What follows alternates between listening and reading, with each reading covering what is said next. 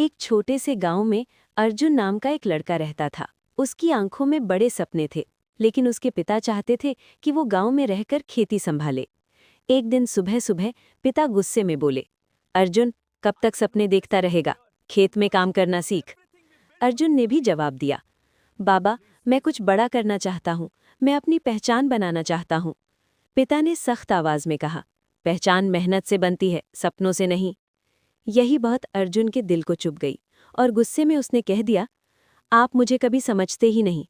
घर में सन्नाटा छा गया। उस रात बिना कुछ बताए अर्जुन घर छोड़कर शहर चला गया। शहर की जिंदगी आसान नहीं थी। कभी उसे भूखा सोना पड़ा, कभी ठंडी रातें सड़कों पर गुजारनी पड़ी, लेकिन उसने हार नहीं मानी। हर मुश्किल के साथ वो और मजबूत होता गया और एक दिन उसकी मेहनत रंग लाई। उसे एक अच्छी नौकरी मिल गई। अब सब कुछ बदल रहा था, लेकिन एक चीज नहीं बदली। उसने कभी अपने पिता को याद नहीं किया। फिर एक दिन उसे गांव से एक चिट्ठी मिली। कांपते हाथों से उसने चिट्ठी खोली और पढ़ते ही उसकी आंखें भर आईं। अर्जुन, तुम्हारे पिता बहुत बीमार हैं। वो रोज तुम्हें याद करते हैं। ये पढ़ते ही अर्जुन का दिल टूट गया। वो तुरंत गांव के लिए निकल पड़ा। पूरे रास्ते बस एक ही बात उसके दिमाग में घूम रही थी, आप मुझे समझते ही नहीं।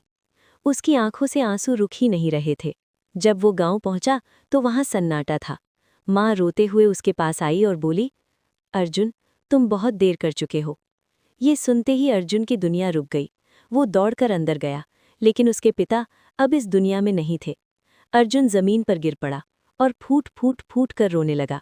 तभी उसकी माँ ने उसे एक चिट्ठी दी। ये तुम्हारे बाबा ने तुम्हारे लिए छोड़ी थी। कांपते हाथों से अर्जुन ने चिट्ठी खोली और उसमें लिखा था, बेटा अर्जुन, मुझे पता है तुम मुझसे नाराज होकर गए हो, लेकिन मैं हमेशा तुम्हारे सपनों के साथ था। मैं बस चाहता था कि तुम मजबूत बनो, ताकि दुनिया की हर मुश्किल का सामना कर सको। मुझे तुम पर गर्व है बेटा। ये पढ़ते ही अर्जुन की आंखों से आंसू बहने लगे। वो रोते हुए बोला, बाबा, काश मैं आपको पहले समझ पाता। और उस दिन अर्जुन को समझ आ गया कि कभी-कभी सख्त शब्दों के पीछे भी बेहद गहरा प्यार छुपा होता है। इसलिए कभी भी गुस्से में अपने अपनों से दूर मत जाओ,